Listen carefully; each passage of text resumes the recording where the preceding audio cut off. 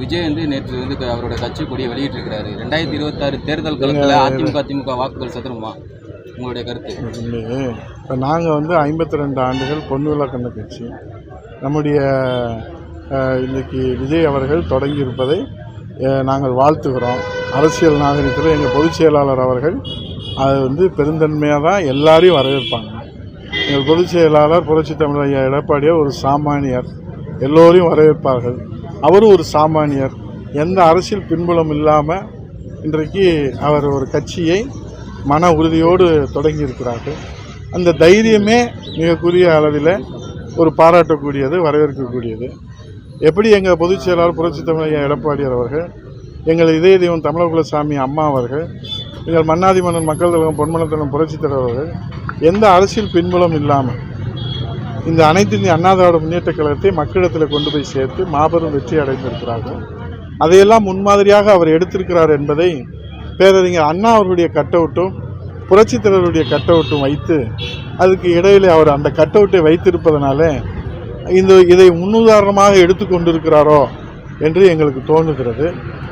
எப்படி ஆகினும் எதுவாகினும் யாராகினும் தமிழ்நாட்டு மக்களுக்கு சேவை செய்கிறேன் என்று சொன்னால் அவர்களை அண்ணா திராவிட முன்னேற்ற கழகம், தமிழ்நாட்டு மக்களின் முன்னேற்றத்திற்கு உழைக்கிறேன் என்று சொன்னால் அவர்களை அண்ணா திராவிட முன்னேற்ற கழகம் எங்கள் பொதுச் செயலாளர் புரட்சி தமிழர் ஐயா எடப்பாடியார் சிவப்பு கம்பளம் விரித்து வரவேற்பதில் முதன்மையானவராக இருப்பார் என்பது இது நாடறிந்த உண்மை. அதையே நாங்களும் இங்கே வழிமொழிந்து முன்மொழிகிறோம். சார், மதுரைக்கு எய்ம்ஸ் வரணும்னு பிரதமர் தான் முடிவு பண்ணார். அப்போ இருந்த முதல்வர் கூட வந்து வேறு இடத்துல மாற்றி அமைக்க கூட கோப்புகள்லாம் அனுப்புனாங்க அப்படின்னு நேற்று ஒரு பேச்சு. உங்களுக்கே தெரியும், எய்ம்ஸ் மருத்துவமனை மதுரையில் தான் அமையணும்னு சொல்லி எங்கள் பொதுச் செயலாளர் அன்றைய முதலமைச்சர் புரட்சி தமிழர் எடப்பாடி அவர்களுடைய அந்த வழிகாட்டுதோடு தான் நான் மத்திய அரசுக்கு அழுத்தம் கொடுப்பதற்காக என் பதவியவே ராஜினாமா செய்வேன் என்று மத்திய அரசுக்கு அன்றைக்கு கோரிக்கை வைத்தான். இந்த உண்மைன்றது வரலாற்று ஆவணம்.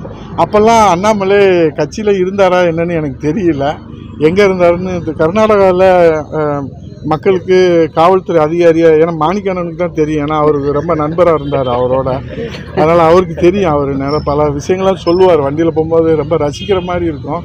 ஆனால் அது ஒன்றும் உதவாத இதாக இருக்கிறாரு. அதனால் இதான் நிலவரம். அப்போ இருந்தாரா என்னன்னு தெரியாது. அடிக்கல் நாட்டு விழாவுக்கு அவர் வரல. அதனால் இப்போ எதோ சத்தம் போட்டு மூச்சு விடாமல் பேசி ஏதாவது மக்கள் கவனத்தை திருப்பி ஏதாவது ஆதாயம் தேடலாமா?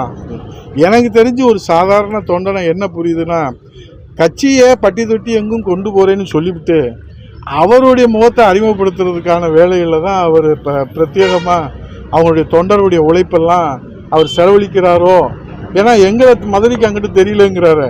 நாங்கள் அமெரிக்காவுக்கு அரசு முறை பயணமாக போனோம்.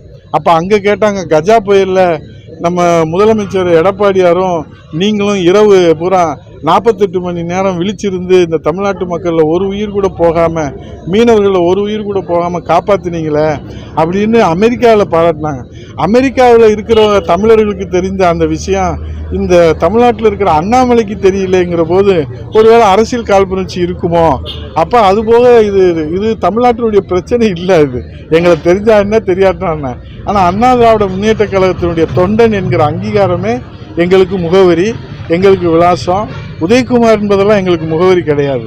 அண்ணா திராவிட முன்னேற்ற கழக தொண்டன் என்பதுதான் எங்களுக்கு முகவரி, எங்களுக்கு விலாசம், எங்களுக்கு அடையாளம், எங்களுக்கு அங்கீகாரம், எங்களுக்கு எதிர்காலம், எங்களுக்கு எல்லாம் அதுதான். அதனால் அவர் சிந்தனை செய்கிற மாதிரி நாங்கள் கிடையாது. அவர் வேணால் அண்ணாமலையை தெரியுமா தெரியாதான்னு வேணால் அவர் பரிசாசன முறையில் முயற்சி செய்யலாம். நாங்கள் அண்ணா திராவிட முன்னேற்ற கழகத்தை தான் முன்னெடுத்து சொல்கிறோம்.